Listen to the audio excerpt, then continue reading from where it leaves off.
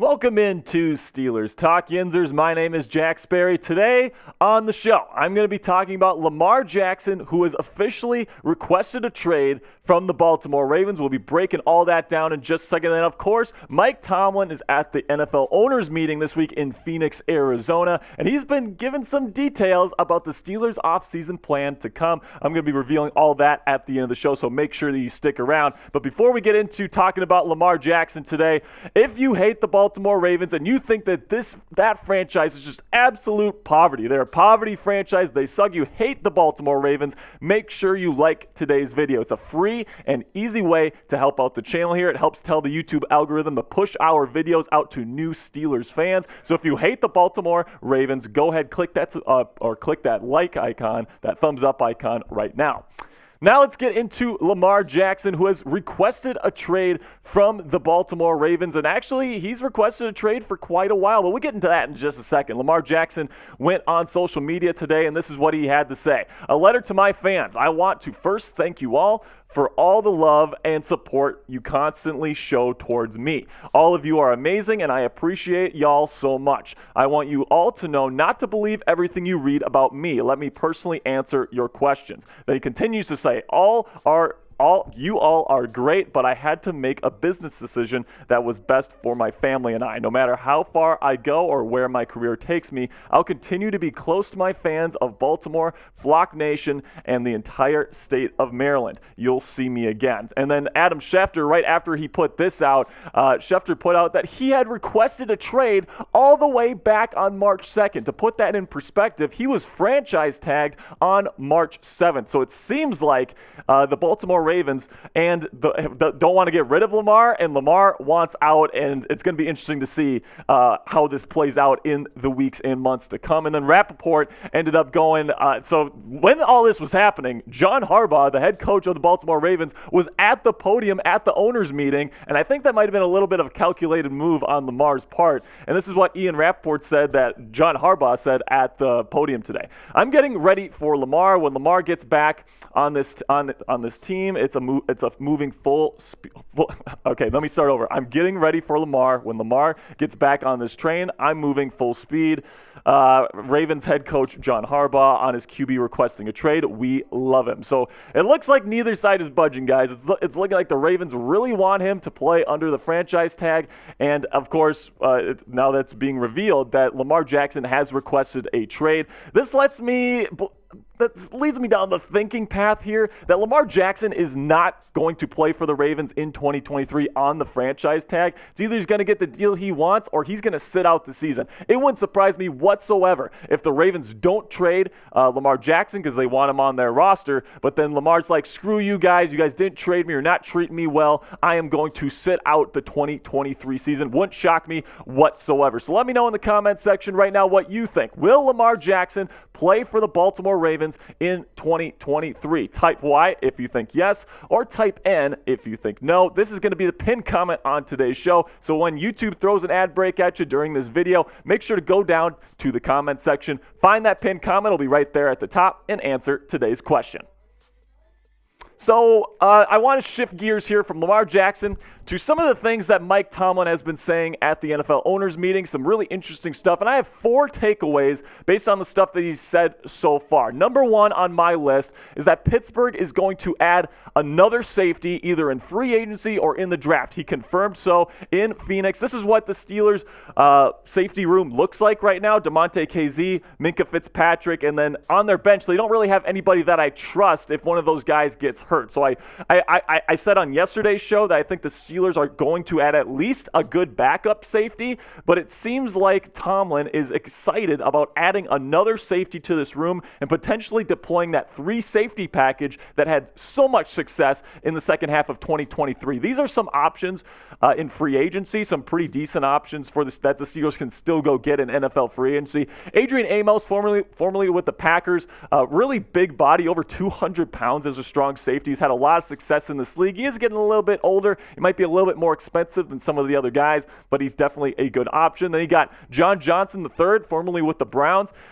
He's somebody that had a lot more success when he was in Los Angeles. He didn't play all that great in Cleveland, but you bring him in. He's had some success before. He's a good player. He's had the most success in his career as a strong safety, so he could be a good addition as well. And they got Duron Harmon, formerly with the Raiders. He's been a pro in this league for a long time. Pretty solid guy that's not going to cost you too much. These three names are guys to keep your eye on if you are a Steelers fan. And then if you want to go in the draft, if you want to add a rookie to add to this group, these are the top 5 guys on my list right now. Brian Branch from Alabama is freaking fantastic, man. He's a Swiss Army knife. He can play nickel cornerback if you want. You can even throw him outside if you really want to show some weird stuff to the opposing offenses. This guy's a great tackler. He's great in coverage. He's fast. He's physical. I think that he's a really smart player as well. He is definitely my number 1 safety. They got Antonio Johnson, another big body.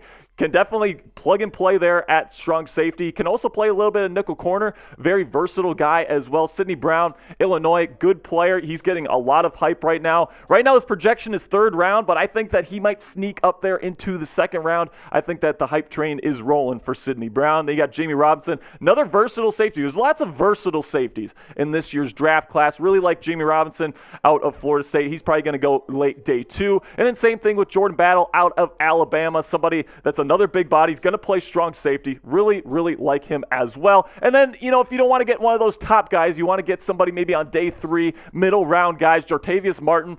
He's listed as a nickel cornerback because that's what he played mostly in that amazing Illinois secondary in college, but I think that he's got the size to play strong safety. I think he's got the instincts. He moved all around that Illini defense, and he shows that he has the versatility to be a really good player in this league. And, you can probably get him a little bit later in the draft at a value. And then, of course, the Steelers are bringing in Daniel Scott, the California safety, in for an official pre-draft visit, one of their top 30 visits.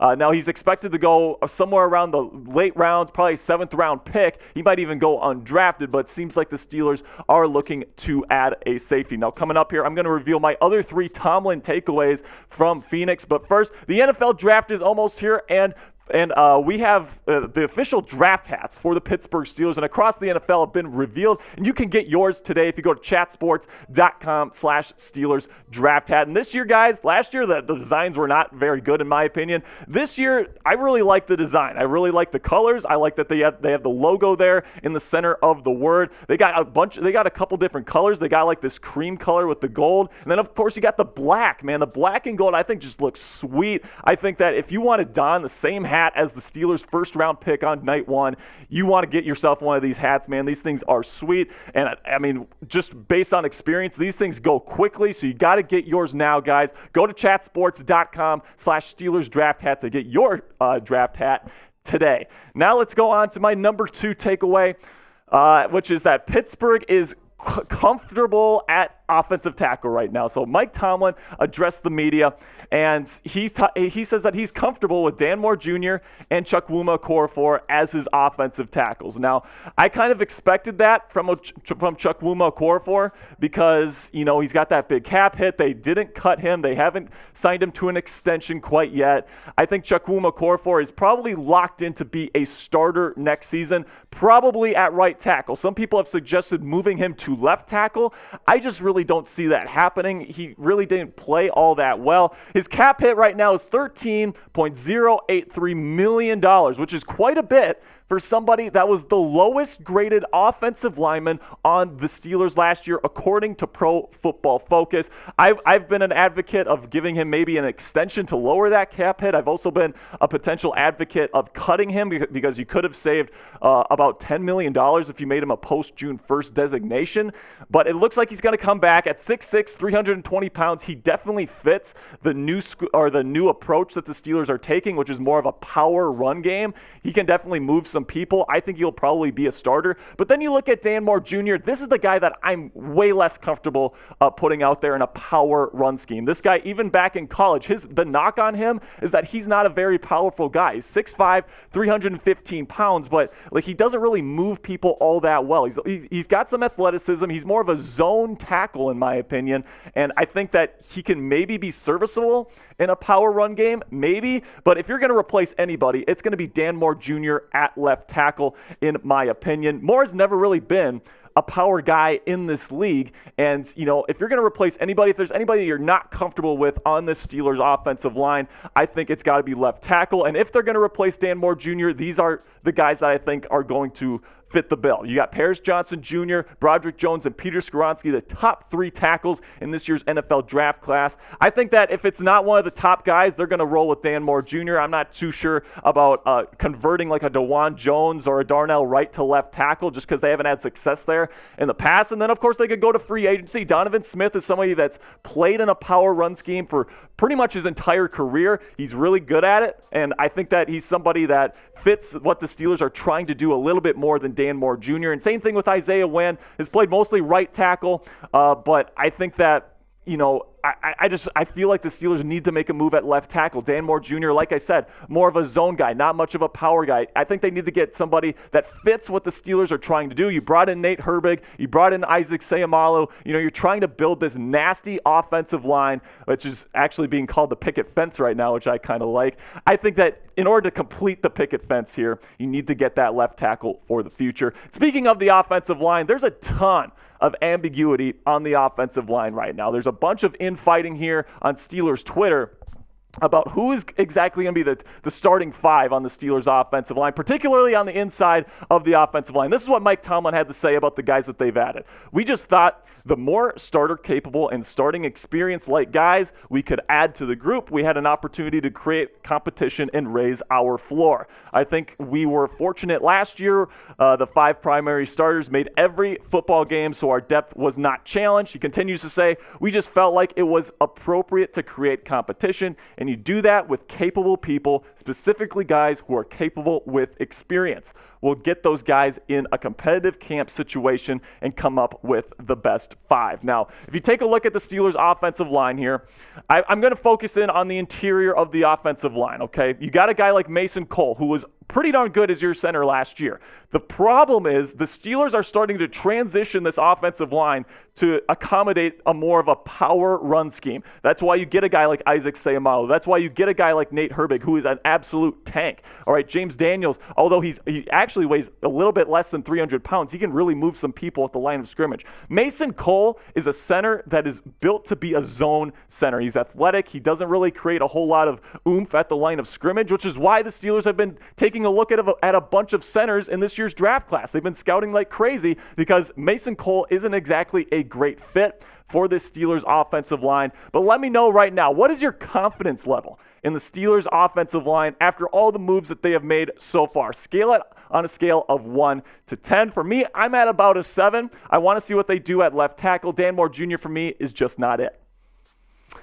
Then you get into the last takeaway here from Mike Tomlin's comments in Phoenix, I should say.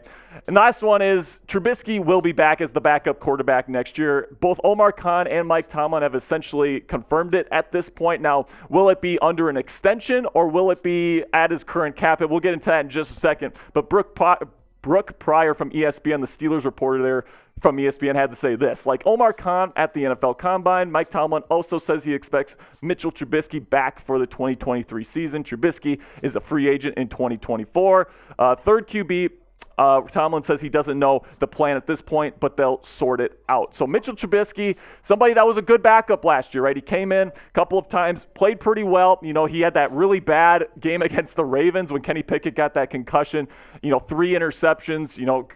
I just thought that he was okay last year, and that's fine. But at that current cap hit, right, $10.625 million next season for a backup quarterback, that's just okay.